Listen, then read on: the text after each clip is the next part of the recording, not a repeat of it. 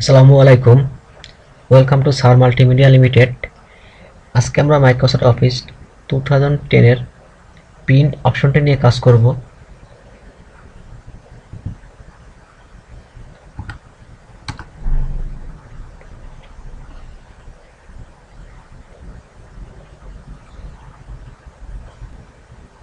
Print হচ্ছে কোনো ডকুমেন্টকে prepare বা প্রস্তুত করার পর কাগজে ছাপানো।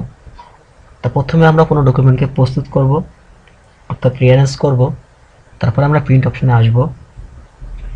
আমাদের ডান পাশে যে অপশনটি দেখা যাচ্ছে এটি হচ্ছে প্রিভিউ, অর্থাৎ প্রিন্টটি কী অবস্থায় প্রিন্টেড হবে সেটা আমরা এখানে দেখতে পারবো। আর বাম পাশের যে অংশটি আছে এটা হচ্ছে সেটিং, অর্থাৎ আমরা প্রিন্টটাকে কীভাবে প্রিন্ট করবো আমরা এখান থেকে সিলেক্ট করব। আমরা যদি আমাদের এই ডকুমেন্টকে প্রিন্ট করতে চাই তাহলে তাহলে প্রিন্ট অপশনে ক্লিক করব। এক্ষেত্রে আমরা আমাদের ডকুমেন্টটি কয়টা কপি প্রিন্টেড করব তা এখানে সেট আপ করে দেব। আমাদের এই ডকুমেন্ট প্রিন্ট করতে হলে আমাদের কম্পিউটারে একটি ড্রাইভার সফটওয়্যার ইনস্টল করা থাকবে, অর্থাৎ আমাদের যে প্রিন্টারটি সেই প্রিন্টারের একটি ড্রাইভার সফটওয়্যার ইনস্টল করা থাকবে এবং সেটির নাম এখানে থাকবে। আমার কম্পিউটার আপাতত কোনো ড্রাইভার সফটওয়্যার নাই, তাই এটি এখানে দেখা যাচ্ছে না।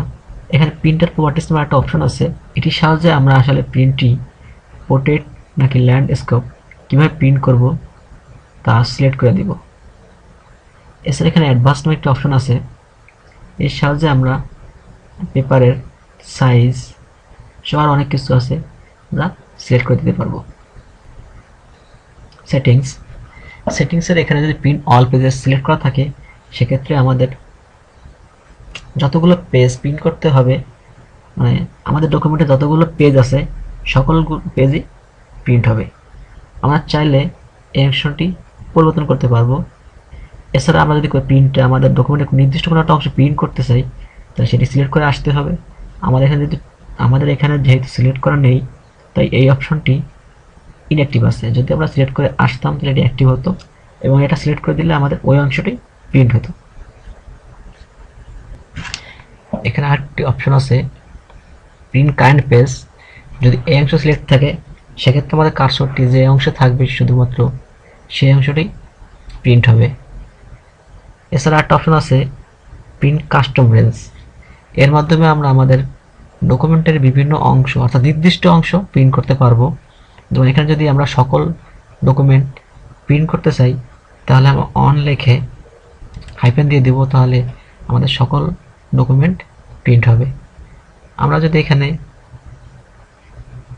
হাইফেন দিয়ে 5 দেই সেক্ষেত্রে আমাদের 1 থেকে 5 পাতা প্রিন্ট হবে। আমরা যদি নির্দিষ্ট কয়েকটি পাতা প্রিন্ট দিতে চাই, যেমন 3 থেকে 5, তাহলে আমাদের এভাবে লিখতে হবে। যদি আমি 1, 3, 6 এভাবে লিখে দিই তাহলে অনলি শুধু এই পেজগুলোই প্রিন্ট হবে। এটা হচ্ছে প্রিন্ট ওয়ান সাইডেড। আমাদের অনেক সময় উভয় পাশে প্রিন্ট করার প্রয়োজন পড়ে, সেক্ষেত্রে আমরা প্রিন্ট ওয়ান সাইডেড সিলেক্ট না করে প্রিন্ট বোথ সাইড সিলেক্ট করব এবং এর সাহায্যে আমরা দেখব যে বোথ সাইডে কীভাবে প্রিন্ট হবে, অর্থাৎ এটি কি 1 2 3 1 2 3 আকারে প্রিন্ট হবে নাকি 1 1 1 2 2 2 3 3 3 এভাবে প্রিন্ট হবে। তো আমাকে সিলেক্ট করে দিতে হবে। Print orientation. আমরা জানি প্রিন্ট মূলত দুইভাবে করা যায়, এক ল্যান্ডস্কেপ আর পোর্ট্রেট। তো আমরা এখান থেকে সিলেক্ট করে দেবো আসলে কোন মাধ্যম, অর্থাৎ আমরা কিভাবে প্রিন্ট করব।